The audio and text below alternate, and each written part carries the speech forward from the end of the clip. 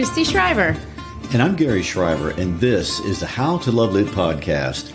This is the second episode in our series on the two most popular works by the Greek playwright Sophocles. Last week we traveled back a couple of thousand years and across the ocean to Greece and tried to understand a little bit about the culture and customs that surrounded Greek theater. We discussed the occasion for the plays, the setup of the amphitheaters, the organization of the drama, and some of the things that we can expect to see in every Greek play. Things like masks, an orchestra, a chorus, and a scheme. We also told the story of Oedipus, the myth itself, a story that would be familiar to everyone watching the play. We discussed the fact that nobody went to the theater to get a surprise or to see an unexpected plot twist. The fun was in the retelling of the familiar story. How was Sophocles going to show this or that and listen and enjoy the irony of the things the characters say and do?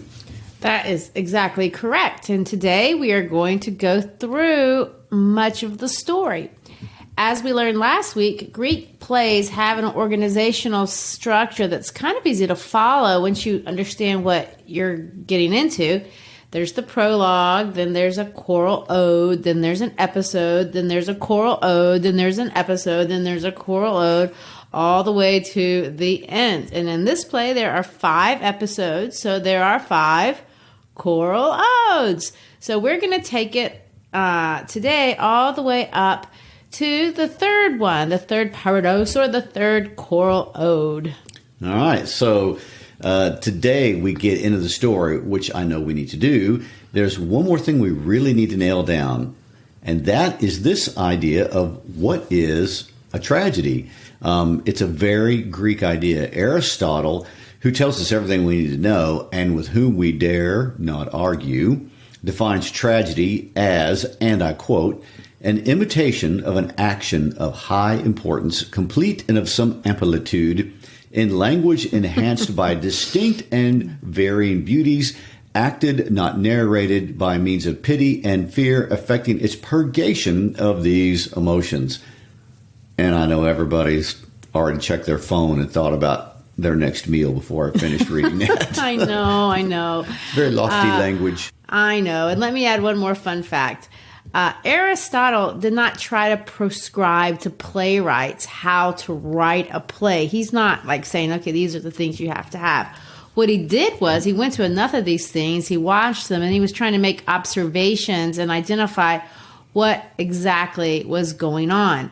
What he wanted to do, and this is, what Aristotle does. He wants to think deeply. And he was thinking deeply in this case about theater and trying to understand it and its appeal. So let me try to put the concept of tragedy in a more understandable way. What it is it involves a person of high estate, a noble person, a person that's better than the person that's watching the play. So he is better, higher than us. He is more powerful, maybe more noble. He has better character. If you don't admire him, then you can't feel bad or sad when bad or sad things happen. For him or her, which will be the case in the next play, for the hero to be tragic, they must fall. And they have to experience terrible suffering, and usually it's more than they deserved. So you're supposed to have this reaction, and it's going to be kind of like, well, I can see how what they did was bad, but really, come on, did this have to happen? Did this have to be what they experienced because of that? And in Greek tragedy, it's always going to be because of something inside the protagonist himself. Now, they use this word called harmatia, which in a lot of dramatic circles, you'll hear it translated as a tragic fall. But it's also a Bible word. In the Bible, the word harmatia means sin in the Greek New Testament.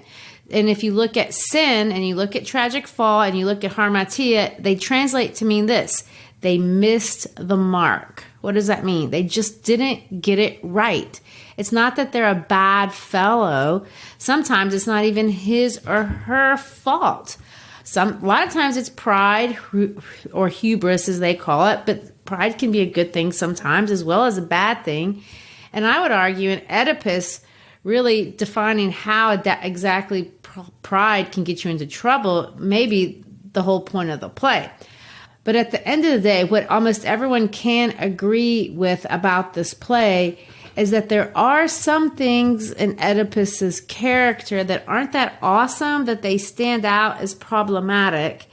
And the first and the foremost, I think, and the most obvious, really, especially in the beginning, is the fact that Oedipus has a problem of being too rash or impulsive, you might say. And I'm going to guess, to a deep thinker like Aristotle, being rash and impulsive is the biggest insult imaginable. The Greeks didn't like it well. They did not.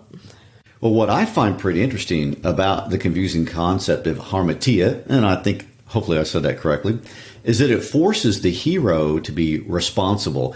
And I see responsibility to be a big deal with the Greeks. You can be a hero if you have a flaw, but you can't be a hero if you're not responsible or take responsibility both in glory as well as in doom.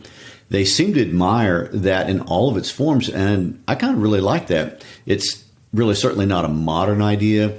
To the Greeks, it appears to me that even if there was information you didn't know, like you didn't know you were married to your mother for 20 plus years, it didn't matter. The gods still held you accountable for that. It was your job to know, and if you don't, you suffer regardless. Yeah, I see that too. And that's why we can have sympathy for someone who has missed the mark or fallen short or has a terrible flaw. We can see that it could have been me. We've all missed the mark. We've all sinned, so to speak. We've all done things. And these things that we've done, the places in our lives where we've missed the mark, makes us vulnerable to the power of fate. So the final idea in Aristotle's definition was that idea of catharsis. So, Gary, catharsis, that's a psych term. Give it the brief synopsis of what that is supposed to mean. From the psychological perspective? I guess. Okay. Was there another? Oh, well, the Greeks can have slightly different interpretations of how they use it. But catharsis, in the term that we understand, is this idea of it's a really powerful emotional release. And after you release these powerfully strong emotions, then you gain some kind of insight into your character, which brings about change. It's the idea that in some psychological way, we can experience an emotional relief from watching the downfall of someone, and that somehow makes us feel better about ourselves and our lives. Life is difficult for everyone, and we all make mistakes. And when we see great people or heroes fall, perhaps it gives us some sort of feeling like, well, if it could happen to him, maybe I shouldn't feel so bad about my lot. Or maybe it's the idea that we can actually feel and relate. And it is in the feeling of deep emotions that our soul connects with other people. We experience the buildup of the anxiety of the hero, but then we can feel relief that it's not us. Aristotle believed that catharsis relieves us of pity and fear, and somehow provides relief in our own lives from anxiety, which I think is a very interesting thought. In other words, we feel better leaving the movie than when we went into the movie, whether we can explain why or not. Which to me sounds very Freudian, but that's a whole nother topic.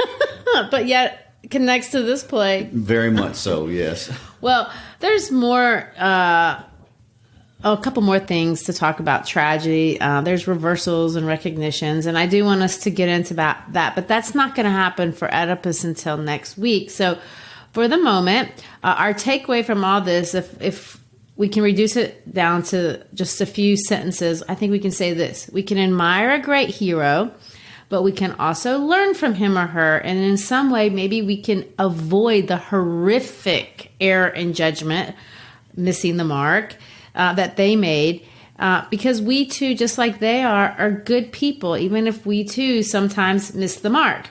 And even though we may not be as grand as they are, we can improve on who maybe we are in our own lives and hopefully not make the mistakes they make and experience their horrible fate.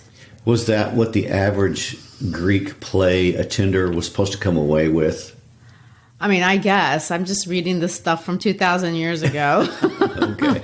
But They didn't blog back then really as much, what the average play guy thought. But true, there were not a lot of critics during those time periods. But let's get into our story. The chorus is going to come out. Oedipus addresses the chorus and basically asks what the problem is. A priest responds with this very famous simile. The city is like a ship rolling dangerously. Basically, everyone is dying. There's a horrible plague, and only you can save us, Superman. Oedipus. He's helped them before. They feel like the gods are with him, and he's going to say this. You are a man of experience, the kind whose plans result in effective action. You saved us once, save us again. And of course, Oedipus responds, and we're going to get into our first choral ode, and he's going to say, I'm on it. And in some ways, he accepts glory as if he were almost a god himself. Maybe dangerous. But honestly, he's not on it. By on it, he means this. In my ceaseless reflection, I have followed many paths of thought. And he's going to send his brother-in-law to the oracle to see what Apollo has to say about this. And that is not exactly problem-solving action.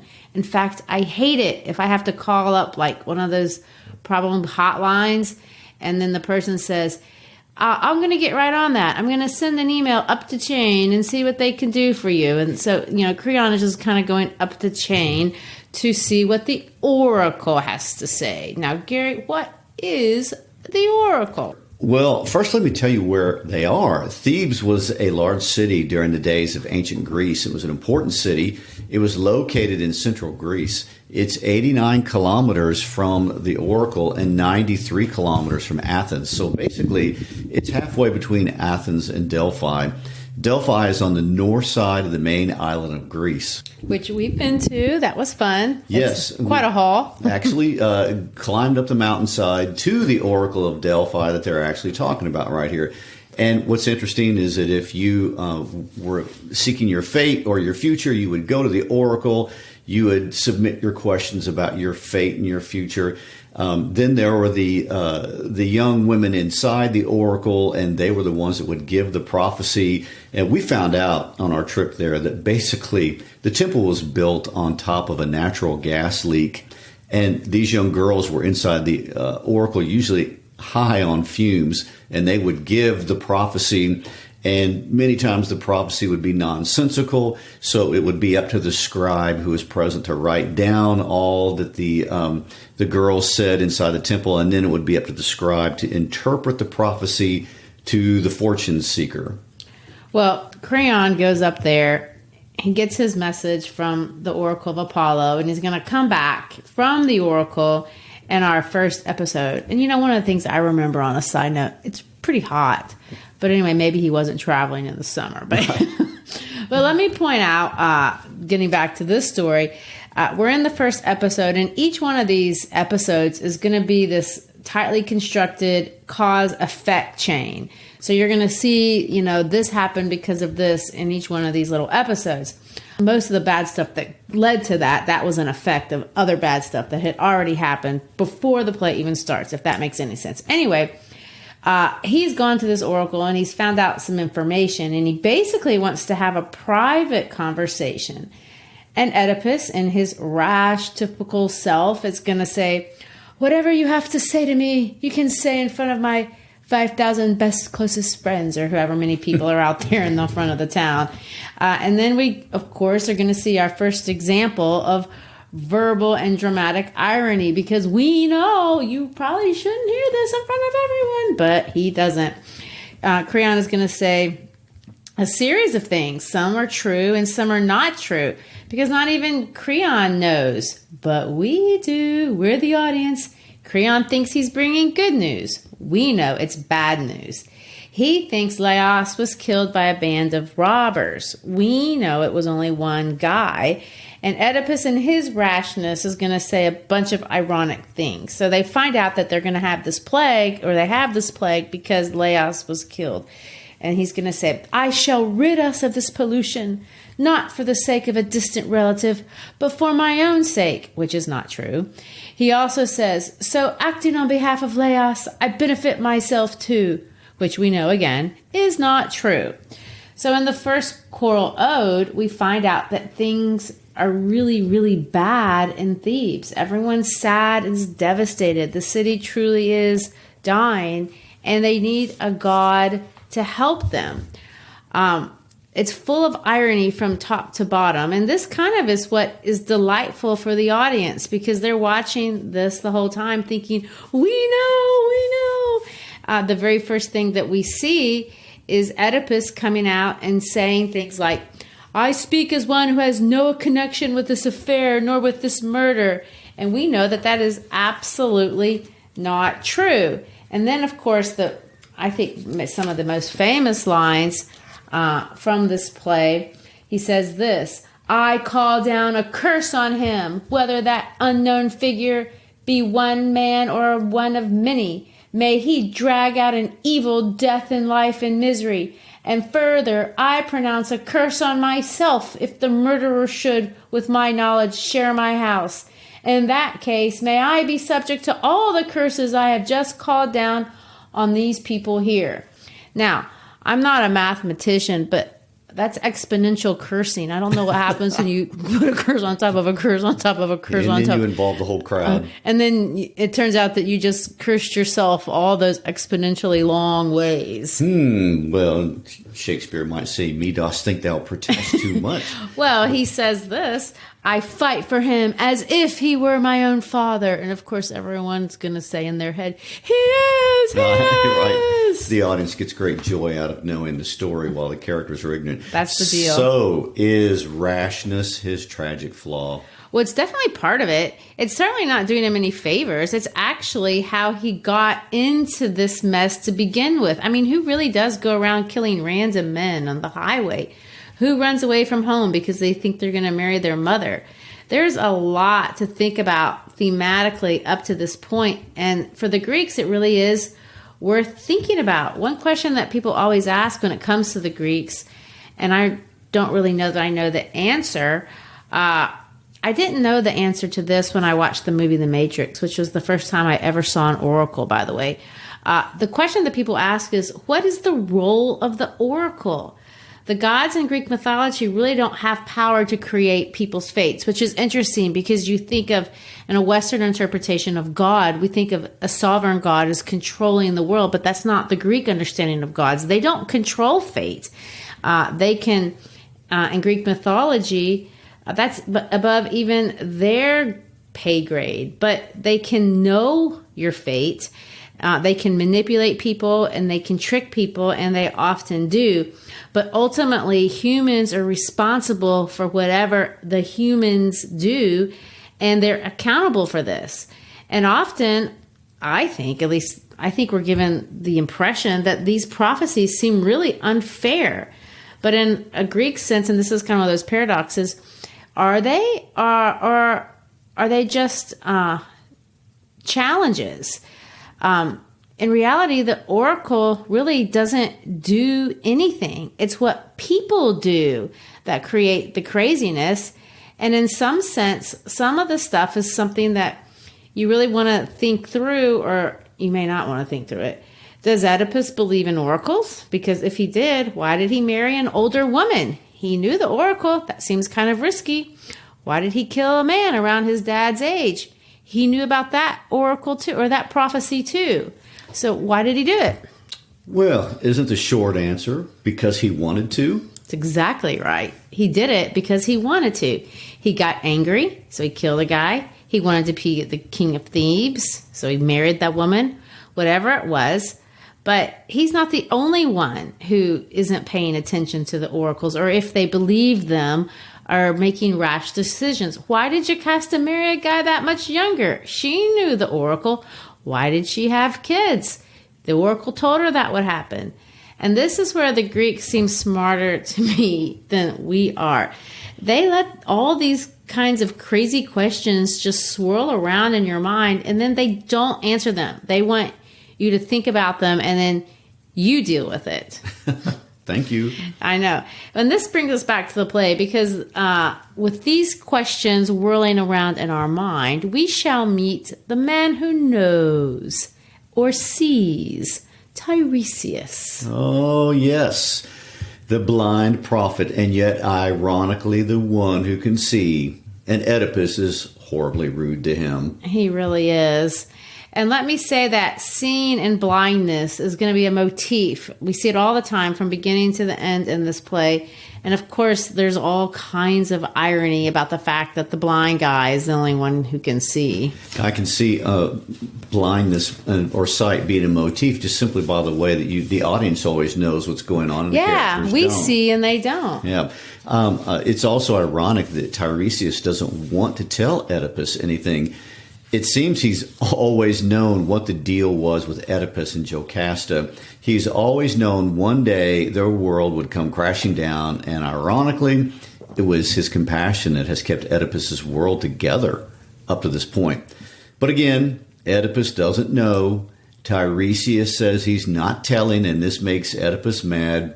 You could say that the words that come out of his mouth are, again, rash. He does have that problem. You can definitely say that. And Tiresias brings up this really great line, and it's something to think about. He says this: wisdom is a dreadful thing when it brings no profit to its possessor. And here again is another existential question that the Greeks are throwing out, and they're not going to answer. To know or not to know your own destiny, which is better? I'm not going to answer that. I find it very interesting that if you go to modern plays, let's say, for instance, you go see Cats. Oh, dear. They're not asking these questions. As a matter of fact, They might be. I can't understand that play. well, these kind of questions would make audience goers tired from contemplating all of them. But anyway, if you don't know, then you can't do anything about it. You're not responsible, except that's not true. Life will hold you responsible for what you do and what you don't know. If you rashly dive headfirst into a lake that's not too deep and break your neck, not knowing will not keep you from getting paralyzed. That's true. But then again, sometimes you don't want to know that you're going to get cancer. So who knows? And that seems to be the question here, although Oedipus has kind of jumped headfirst into a lake and didn't look first. He clearly has brought curses on Thebes, and he's clearly brought curses on himself, and Tiresias knows it. But Oedipus gets really hateful to Tiresias, and he actually goes so far as to accuse this blind old man of murder. To which Tiresias is going to fire right back and says, okay, if you really want to know, let me quote him. From now on, do not presume to speak to me or to any of these people. You are the murderer. You are the unholy defilement of this land. He says it a couple times. I say that you are the murderer you are searching for. So let him have it. Exactly. And of course, with each line, everyone in the amphitheater is going to go, I know. You tell him. Especially, I guess, I don't know how the acting would be, but when someone yells at each other, that does intensify the drama, at least for me. And, of course, Oedipus responds by bragging on himself. He says, I stopped the Sphinx. I answered the riddle with my own intelligence. The birds had nothing to do with it, and now you try to drive me out? You think you will stand beside Creon's throne? Oh, yes, and there he brings Creon into it. Tiresias brings up the scene motif again. He's going to say this: without knowing it, you are the enemy of your own flesh and blood, the dead below and the living here above, the double-edged curse of your mother and father. You see straight now, but then you will see darkness. You will scream aloud on that day. He's going to make this prediction that everyone in the audience knows it's going to be true. And he's going to say this: I'm going to leave here, but first I will say what I came here to say. I have no fear of you. You cannot destroy me. Listen to me now. The man you are trying to find with your threatening proclamations, the murder of Laius, that man is here in Thebes. He is apparently an immigrant of foreign birth, but he will be revealed as being a native-born Theban. He will take no pleasure in that revelation. Blind instead of seeing, beggar instead of rich, he will make his way to foreign soil, feeling his way with a stick. He will be revealed as brother and father of the children with whom he now lives, the son and husband of the woman who gave him birth. the murderer and marriage partner of his father. Go think this out, and if you find that I am wrong, then say that I have no skill in prophecy. And of course, everyone in the audience is going to say, there's just nothing worse. That would be the worst. Well, Oedipus insults both Creon and Tiresias, accusing his brother-in-law of plotting against him. He is so rude that the chorus leader interjects with our second choral ode. Well, true, and they're totally confused. The audience, or not the audience, the chorus, no one knows why you would want to take down Oedipus. Why would Tiresias go after Oedipus like that? What does Oedipus have to do with the murder of Laius some 20 years ago? Oedipus is a great guy. Well, they believe the oracle, but they can't imagine Oedipus being who Tiresias is saying. The wise prophet's words have brought me terror and confusion. I cannot agree with him nor speak against him. That's true. And in the second episode, Creon's going to come in. And of course, Oedipus just goes off on him too. Well, Creon tries to logically explain that there is no good reason for him to be king. He likes the no responsibility, rich kid life he's living, and so he's not a threat. What would he gain by being king? It would just be more work. True. And let me point out that the chorus leader at least twice tries to tell Oedipus to stop being rash. He flat out says, quick decisions are not the safest. See, they have these little wise tidbits that are sprinkled throughout the play. And that's another little life lesson for the audience. And it is true, I have to admit, I have a tendency in my own life to jump the gun and be a bit rash on occasion. And I've said a few things in anger or written emails that I probably should have put in the draft box for a day or two. As I've gotten older, I've tried to do that more. Yes. Oedipus Christi. Oh no. Well, I think that's true of a lot of people. And the chorus leader does try to bring things to a calmness, like the way an email left in the inbox might do. This sort of talk is not what we need. What we must think of is how to solve the problem set by the god oracle. And Jocasta will kind of say a similar thing now that she walks in, but Oedipus for the moment doesn't seem to listen to her either.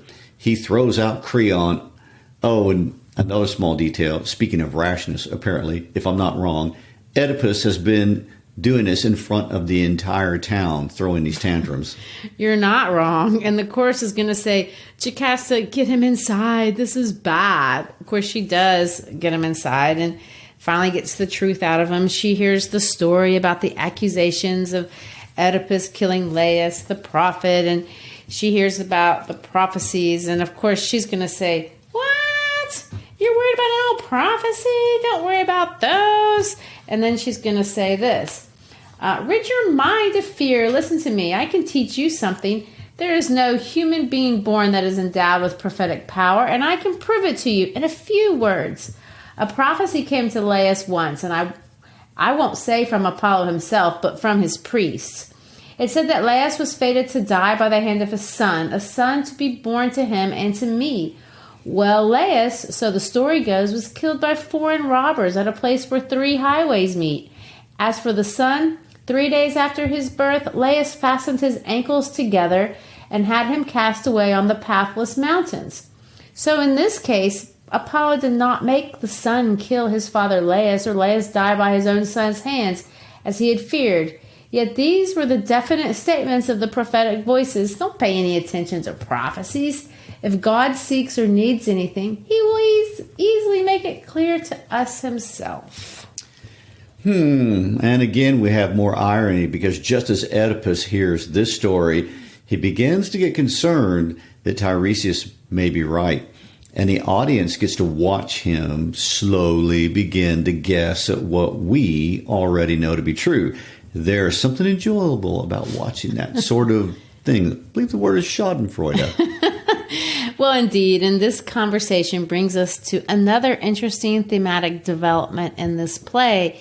And it's on this last idea that I think we can conclude for today. It's the idea of speaking or not speaking. You have to ask yourself these questions. Why didn't Polybus or Merope ever tell Oedipus the truth about who they were, that they weren't really his parents? Why did Jocasta and Oedipus, after all these years, never talk about her history, his history? You have to remember, their kids are adults. And they've never asked. They've never discussed these things. Was it fear? Was it overconfidence that it doesn't matter? Was it embarrassment? I mean, no one wants to say, yeah, I left my kid out to die or I killed somebody. But what is the value of full disclosure? Is it better to tell things that we're embarrassed of or ashamed of or even afraid of, even if we don't want to? Most people would say, I'm just going to keep some things to myself. But is that our ego talking? Is that a tragic flaw? Sadly, Jocasta and Oedipus, they're going to talk, but it's a bit late. Jocasta comes in with Oedipus going off on Creon, wanting to kill him. Creon's trying to explain that there's zero logical reason for him to kill Oedipus. He's not lying about what the oracle says. And ironically, in Jocasta's attempt to comfort Oedipus, she's actually going to condemn him. She says, you're worried about this oracle. Don't worry about it. I was told I'd marry my son and my son would kill my husband. So much for that. But when she says where her husband was killed, and when she brings up the fact about these ankle pins, things are going to start to awaken inside of Oedipus that maybe tell a different story. And, then the details start coming out, and it's disturbing. And to his credit, instead of running from the truth, Oedipus actually runs to it. But is it in his best interest to know his future? He wants to track down the old shepherd who would know. Well, Oedipus does ask Jocasta, where's the old shepherd? And she said, as soon as he saw you come into town, he took off, which, of course, the audience all knows. We know why. He's the witness. He's grossed out. Yes. No one wants to tell that story. Sir, let me tell you what you just did. Well, and finally, Oedipus tells Jocasta a story he should have told her perhaps before they got married. One of those full disclosure things, and maybe a Greek life lesson, boys and girls.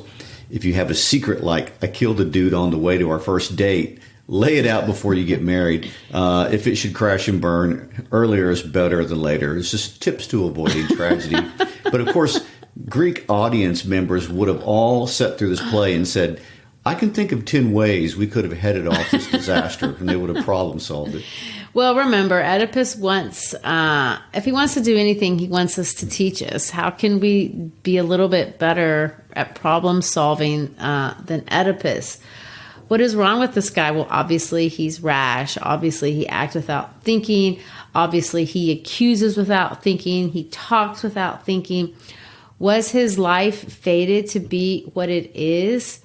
Well, maybe it is, but in the same way, is my life fated to be what it is because of the places that I have missed the mark? Do I have control? To what extent can I see? And these are our questions. Well, sight is a motif, and Tiresias can't see, but he can. Oedipus can see, but he can't. I don't want to be either one of those two guys. And we can see everything. There's the irony. Well, those are the big ideas that we've looked at and started to explore this week. We'll pick up next week, continuing on those ideas, and pick up a little bit more. We're going to talk about recognition and reversal. And of course, everyone's favorite Greek idea, hubris. Yes. And we'll have a drop-in visit from Sigmund Freud. Oh, that'll be fun. We'll discuss some of the psychological concepts related to this. Anyway, thanks for being with us today. We always like to encourage you to tell your friends about us. Hey, have a podcast listening party. Invite everybody. Anyway, share with your friends. Follow us on our Facebook page. Follow us on our Instagram page. You can check out all the latest information on our howtolovelitpodcast.com page. All kinds of information there for you. Thanks again for being with us. Peace out.